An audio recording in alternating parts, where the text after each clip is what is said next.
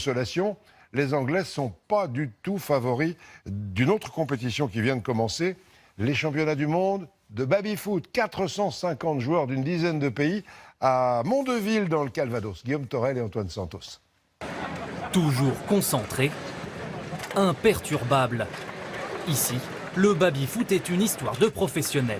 C'est sport de combat, voilà, depuis tout petit, on joue au baby-foot. Hein. Tout le monde a joué au baby-foot dans sa vie. Hein. Il y a une montée d'adrénaline, il y a de la pression, vous voyez le monde qu'il y a. Le but du jeu, c'est de ne rien montrer, d'être calme derrière et toujours dans l'analyse, dans le contrôle.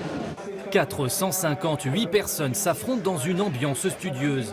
Le baby-foot, ou football de table, est un sport d'analyse et de concentration. Une dizaine de nationalités sont représentées. Pour se distinguer, nous prenons le conseil d'un champion du monde qui vient ici avec ses propres poignets pour gagner en vitesse. Je vais jouer avec le frottement de la main. Et en jouant avec le frottement dans la main, il faut que ça adhère énormément sur la poignée. On a chacun notre propre poignet dans la compétition. C'est le matériel adapté un peu comme un joueur de tennis qui a sa propre raquette. Voilà. Le baby-foot reste surtout un moment de partage, parfait pour s'évader. J'oublie tout de la vie courante. Pendant quelques heures, je suis ailleurs. Mais la compétition n'est jamais loin pour Maurice, 75 ans.